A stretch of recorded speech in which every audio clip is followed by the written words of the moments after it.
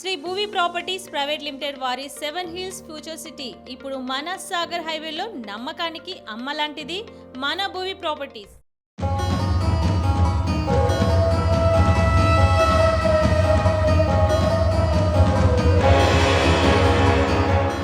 మొత్తానికైతే పెద్ద సినిమాతో రామ్ చరణ్ గట్టెక్కాడని చెప్పొచ్చు.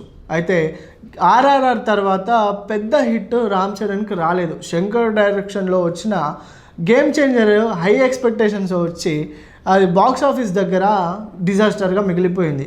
అయితే బుచ్చిబాబు సన్న దర్శకత్వంలో వచ్చిన పెద్ద సినిమా సహా నటి జాహ్నవి కపూర్ అంటే బాలీవుడ్ బ్యూటీ మన తెలుగు ఇంటి శ్రీదేవి బిడ్డని హీరోయిన్గా తీసుకొని ఆ ప్రకృతి అందాలతో పాటు జాహ్నవి కపూర్ని కొత్తగా చూపించాలని చెప్పొచ్చు. అయితే పెద్ద ఎక్స్పెక్టేషన్స్ అయ్యాయా మరి బాక్స్ ఆఫీస్ వద్ద రామ్ చరణ్కి కొత్త కలెక్షన్లు ఇచ్చాయనే చెప్పుకోవచ్చు.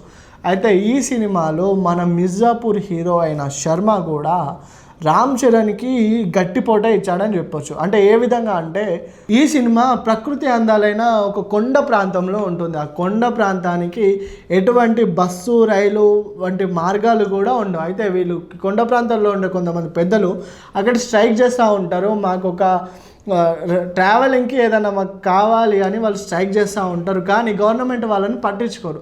ఇలా వాళ్ళు అణచబడతారు.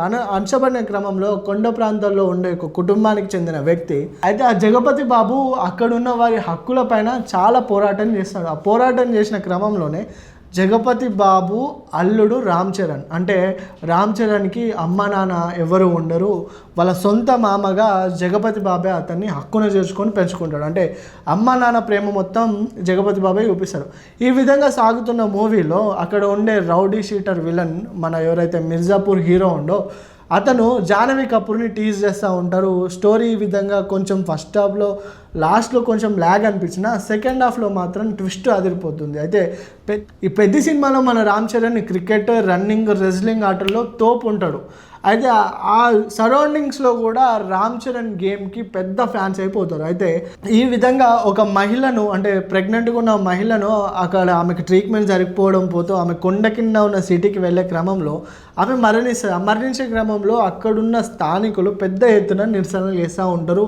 ఆ నిరసనలను కూడా గవర్నమెంట్ పట్టించుకోరు. అయితే ఎవరైతే ఈ రౌడీ షీటర్స్ కానీ గవర్నమెంట్కి కొంచెం సపోర్ట్గా ఉంటారు. ఆ క్రమంలోనే జగపతి బాబుని చంపేస్తారు. ఆ చంపేసిన క్రమం నుంచి స్టోరీ హైలైట్కి వెళ్ళిపోద్ది. ఆ తర్వాత జాహ్నవి కపూర్, రామ్ చరణ్ వచ్చి మొత్తానికైతే వాళ్ళ ఊరికి కావాల్సిన సంపదని ఆయన సృష్టించుకొని ఊరికి న్యాయం చేసే విధంగా ఈ స్టోరీ వెళ్తుందని చెప్పొచ్చు. ఫస్ట్ హాఫ్ ఎండింగ్లో కొంచెం ల్యాగ్ వెళ్ళినా శృతి హాసన్ పాట ఇచ్చే కిక్కు వేరే విధంగా ఉంటుంది. మరి సాంగ్స్ ఏఆర్ రెహమాన్ కంపోజ్ చేశారు కాబట్టి ఖచ్చితంగా పెద్ద హిట్ సాంగ్ అని చెప్పొచ్చు.